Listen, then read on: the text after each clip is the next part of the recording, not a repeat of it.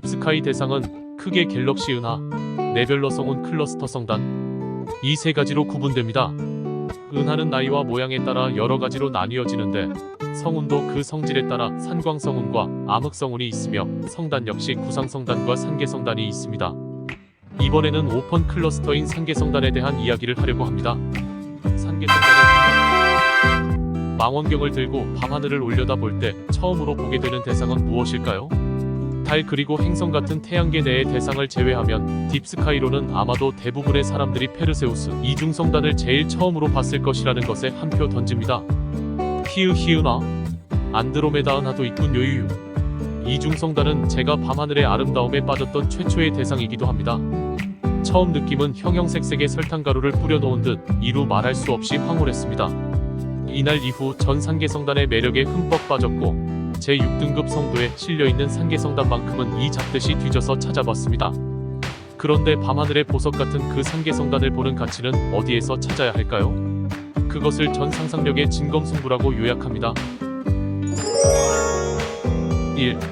진검승부. 밤하늘의 딥스카이를 보려고 할 때는 여러 가지가 필요합니다. 더 좋은 장비 곧 대구경 망원경이 있으면 아무래도 더 잘 보이지만 보는 실력 눈훈련 또한 무시할 수 없습니다. 실력은 많은 관측 경험에서 우러나 몸에 배어드는 것이죠. 그래서 실제 밤하늘을 올려다보지만 모든 별지기가 다 똑같이 보는 것은 아닙니다. 아는 만큼 본다는 말은 곧 한 날, 한시 한 곳에서 같은 대상을 바라보는 별지기라도 그 스펙트럼이 다양하다는 것을 말하는 것이죠. 그렇기에 고수는 고수만큼, 중수는 중수만큼, 하수는 하수만큼 관측합니다. 똑같은 밤하늘을 바라보고 있는데 실제로는 다르게 보고 있는 것이라니 억울합니다.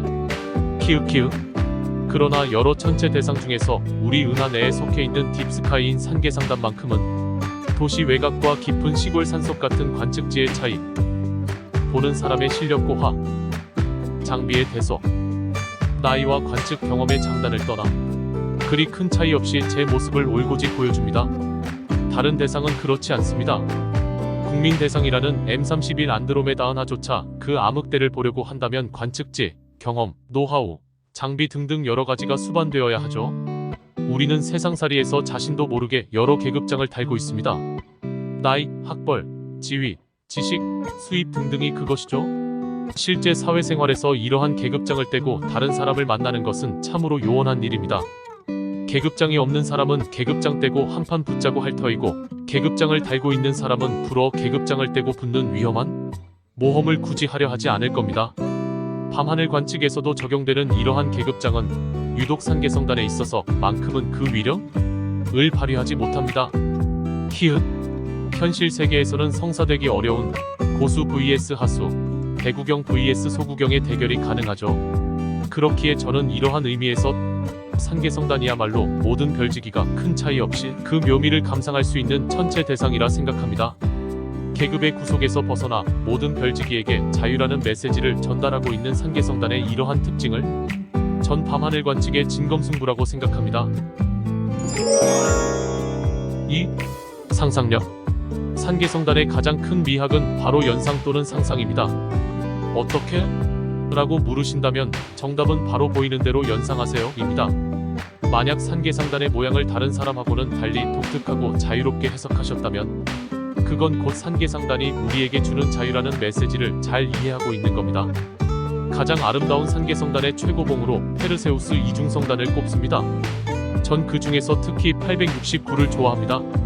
그 이유는 1전 11호 50, 42, 30, 25, 20, 15, 9, 6의 아이피스로 배율을 달리하며 본 적이 있는데 최저 배율에서 별무더기로만 보이던 대상이 배율이 점차 높아지자 가운데에서 10 또는 X자 암흑대가 보이고 주위의 각각의 별들이 대략 원형을 이루고 있는 듯이 보였습니다.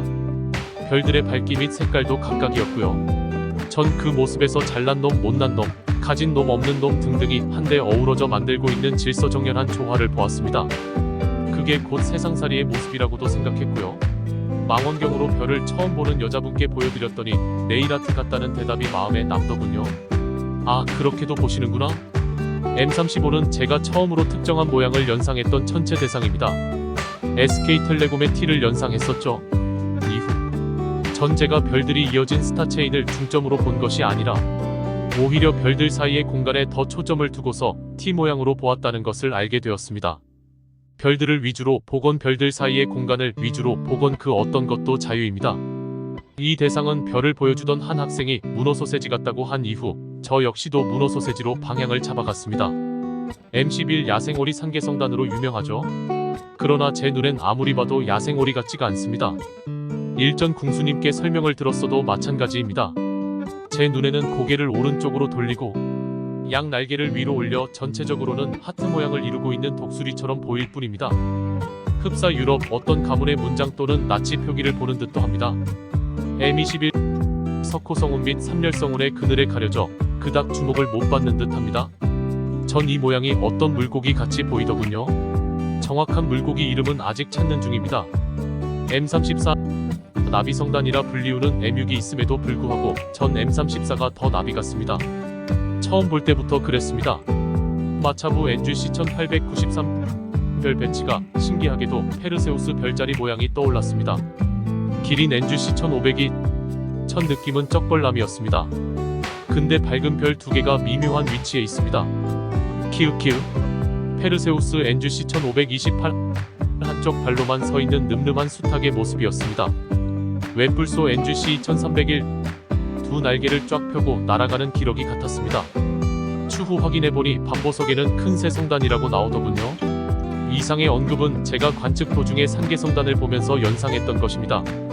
근데 이게 정답은 절대 아닙니다. 저만의 생각일 뿐이죠. 저만의 생각이라는 그것 자체가 바로 상계성단이 갖는 미학입니다. 그 어느 누구에게도 어떠한 연상도 허락하는 상상력의 자유. 예전 어느 영화인지 기억나진 않지만 어떤 사람이 락 음악이 시끄럽다고 하자 그 옆 사람이 락을 시끄럽다고 느끼는 그 순간 넌 나이를 먹은 거야 라고 한 대화만은 아직 기억하고 있습니다.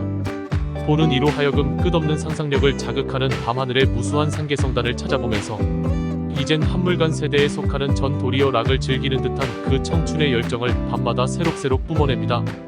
그래서 조금 실력이 늘었나 싶어 보현산에서 16 부둥켜 안고 은하를 찾아보면서도 또 한편으로는 오늘도 하늘 벌건 명품농원에서 제 상상력이 메말라 건조해가는 건 아닌가 싶어서 심로 상계성단을 찾아봅니다. 그렇기에 상계성단이야말로 제 별 생활에 있어서 제 자신을 되돌아보고 반성케 하는 거울과 같은 존재인 것입니다.